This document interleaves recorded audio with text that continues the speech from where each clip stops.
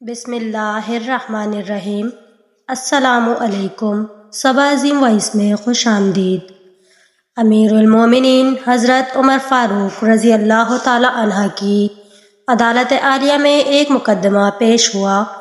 دو خوبصورت نوجوان ایک نوجوان کو پکڑ کر حاضر ہوئے اور فریاد کی، اے امیر المومنین، اس نوجوان نے ہمارے بوڑھے باپ کو قتل کر دیا ہے، اس ظالم قاتل سے ہمارا حق دلوائیے۔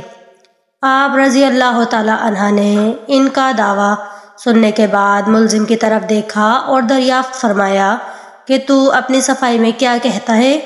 تو اس ملزم نے عرض کی، ہاں امیر المومنین، یہ جرم واقعی مجھ سے صادر ہوا ہے۔ میں نے زور سے ایک پتھر اسے مارا تھا جس سے وہ ہلاک ہو گیا ہے۔ فاروق اعظم نے فرمایا، گویا تو اپنے جرم کا اقرار کرتا ہے؟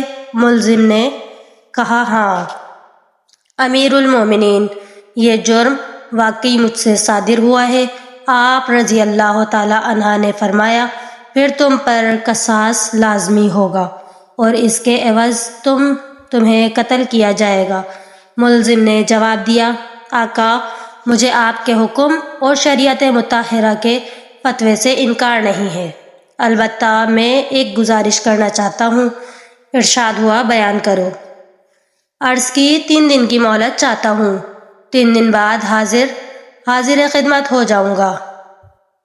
عظیم قائد نے کچھ دیر سر جھکا کر سوچا، غور کرنے کے بعد سر اوپر اٹھایا اور فرمایا، اچھا، کون ضامن ہوگا تمہارا کہ تم واقعی وعدے کو ایفا کرنے کے لیے تیسرے دن عدالت عالیہ میں حاضر ہو کر خون کا بدلہ خون سے دو گے؟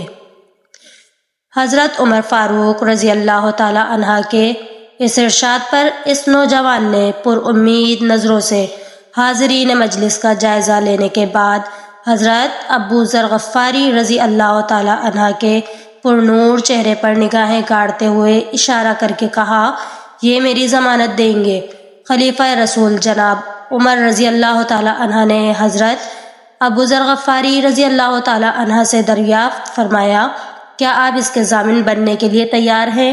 تو حضرت ابو ذر غفاری رضی اللہ تعالی عنہ نے کہا، بے شک، میں ضمانت دیتا ہوں کہ یہ نوجوان 3 دن بعد تکمیل قصاص کے لیے عدالت میں حاضر ہو جائے گا۔ چنانچہ جلیل القدیر صحابی رسول حضرت ابو ذر غفاری رضی اللہ تعالی عنہ کی ضمانت کے بعد ملزم کو چھوڑ دیا گیا۔ 2 دن گزر گئے اور تیسرا دن آ گیا۔ جلیل القدیر صحابہ کرام رضوان اللہ علیہم اجمعین اور مشیران خلافت دربار میں جمع ہوئے۔ دونوں مدعی بھی آ گئے۔ حضرت ابو ذر غفاری رضی اللہ تعالی عنہ بھی وہاں تشریف لے آئے اور ملزم کا بے قراری سے انتظار ہونے لگا۔ جوں جوں وقت گزرتا جا رہا تھا، اصحاب کرام رضوان اللہ علیہم اجمعین کا اضطراب بڑھتا جا رہا تھا، کیونکہ ملزم ابھی تک پہنچا نہیں تھا اور وقت قریب آتا جا رہا تھا، اور صحابہ کرام رضوان اللہ علیہم اجمعین کو حضرت ابو ذر غفاری رضی اللہ تعالی عنہ کی نسبت پریشانی ہونے لگی تھی۔ مزید یہ کہ 1-2 مرتبہ مدعیوں نے بھی دریافت کیا، مگر حضرت ابو ذر غفاری رضی اللہ تعالی عنہ نے ہر مرتبہ یہی جواب دیا کہ اگر 3 یوم گزر گئے اور ملزم نہ آیا تو میں اپنی ضمانت پوری کروں گا، پریشانی کی کوئی بات نہیں۔ جب حاضرین پریشانی کی انتہا پر پہنچ گئے اور دہلا دینے والے انجام کے تصور سے سہم گئے کہ اچانک ایک طرف سے ملزم دربار میں آ حاضر ہوا۔ اس کا جسم پسینے سے شرابور تھا، چہرے پر گرد جم چکی تھی، مسلسل بھاگنے سے اس کی سانس پھول گئی تھی۔ اس نے آتے ہی سلام کیا اور عرض کی، اللہ تعالیٰ کا جو حکم ہے بجا لایا جائے۔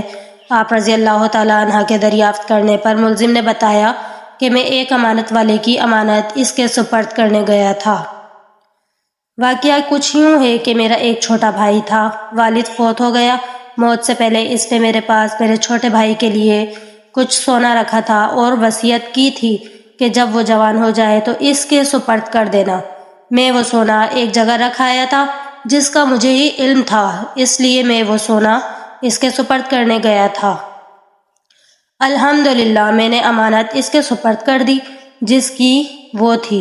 امیر المومنین حضرت عمر رضی اللہ تعالیٰ عنہ نے ابو ذر غفاری رضی اللہ تعالیٰ عنہ سے پوچھا کہ آپ نے ضمانت کیوں دی تھی؟ کیا یہ واقعی آپ کا واقف تھا؟ انہوں نے کہا کہ میرا اس سے کوئی تعلق نہ تھا، صرف یہ بات تھی کہ جب اس نے پر امید نگاہوں سے میری طرف دیکھا تو مجھے خیال آیا کہ اگر بھرے مجموعے میں بھی میں اس کی ضمانت نہ دوں تو کل قیامت کے دن رب العزت کے سامنے شرمندہ ہونا پڑے گا کہ اتنے آدمیوں میں سے کوئی بھی اس کا ضامن نہ بن سکا۔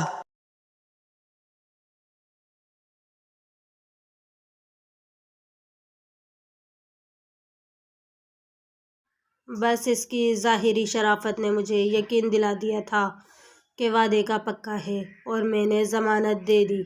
یہ بات سن کر حاضرین محفل اشک آلودہ ہو گئے۔